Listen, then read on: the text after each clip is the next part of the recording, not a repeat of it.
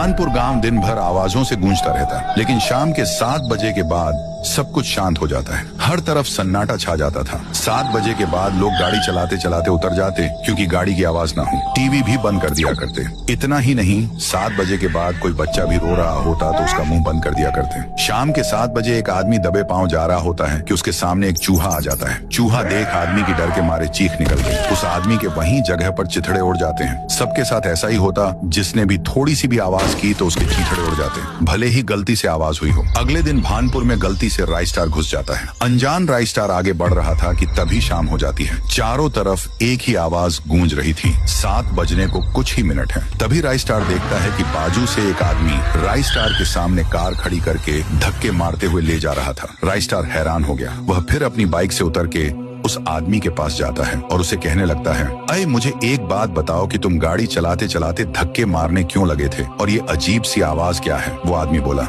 तुम्हें मरना नहीं है तो अपना मुंह बंद रखो। 7 बजने को 2 मिनट ही रह गए, बस तुम दूसरे गांव के लगते हो। चलो मेरे घर में, पर जरा सी भी आवाज मत करना। उसके बाद राइस स्टार उस आदमी के पीछे उसके घर चला जाता है। वह राइस स्टार को चुप रहने का इशारा कर रहा था। राइस स्टार को चुप रहने के अलावा कोई रास्ता नहीं था। अगली सुबह राइस स्टार उस आदमी को गुस्से से कहता है, देखो तुम जो कोई भी हो, पर तुम मुझे 7 बजने के बाद बोलने क्यों नहीं दे रहे थे, और न ही कोई आवाज करने दे रहे थे? पर क्यों, बताओ जल्दी। आदमी बोला, अरे तुम्हें क्या बताऊं भाई, हमारी जिंदगी 7 बजे के बाद नर्क में बदल जाती है। जो कोई भी आवाज करता है तो उसके बदन के 4 टुकड़े हो जाते हैं। हर शाम 7 बजे किसी न किसी की मौत होना निश्चित है। इसलिए तो मैं तुम्हें बार बार कह रहा था कि आवाज मत करो। इस आदमी की बात सुनकर राइस स्टार के रोंगटे खड़े हो गए। पर राइस स्टार ये जानना चाहता था कि ऐसा कौन कर रहा है। इसलिए राइस स्टार हर घर के ऊपर बड़े बड़े तेज आवाज करने वाले स्पीकर लगाने लगता है। गांव में 7 बज जाते हैं और राइस स्टार ने लगाए हुए स्पीकर भी अपना कारनामा शुरू कर देते हैं। तभी अचानक से एक चुड़ैल बहुत तेज गुस्से में गांव में उतर जाती है। नहीं छोड़ूंगी, नहीं छोड़ूंगी, किसको मारूं, कैसे मारूं, बंद